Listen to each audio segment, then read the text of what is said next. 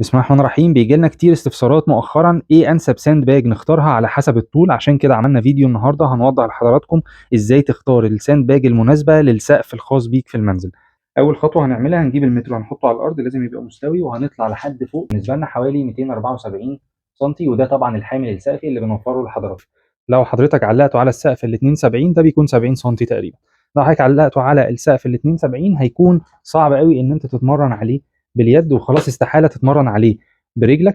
احنا عندنا مقاسين انجازا للموضوع ده، المتر 50 عندنا ده تبدا ان انت تتمرن عليه في المستوى بتاع ايدك كويس جدا، بس لسه برضو ستيل بعيد عن رجلك. هتحتاج مقاس اكبر كمان اتمرن عليه بايديا لان هو في مستوى ايدي، ولو حابب كمان اتمرن عليه برجليا. اختصارا للموضوع، الموضوع فيه عوامل كتير لازم ناخدها في الاعتبار واحنا بنختار الساند باج المناسبه لينا. اولا طول المتدرب، ثانيا ارتفاع السقف، ثالثا طول الساند باج نفسها، رابعا هو عايز يتمرن بايده بس ولا ايده ورجله. طبعا احنا ممكن نطول الساند باج زي ما احنا عايزين عن طريق اضافه جنزير في اي وقت. الساند باجز عندنا بتنزل من 70 سم لحد 2 متر وربع، بتنزل بالوان مختلفه. الافريج ويت بتاعها او وزنها تقريبا بيكون من 20 ل 30 كيلو، وممكن نصنع تصنيع خاص يصل الى 80 كيلو باسعار متفاوته. وكمان عندنا ضمان 6 شهور ضد عيوب الصناعه لو حصل قطع لا قدر الله من المناطق اللي فيها خياطات زي كده او كده، ولو ما قدرناش ان احنا نعمل صيانه للساند باج بنبدلها لحضراتكم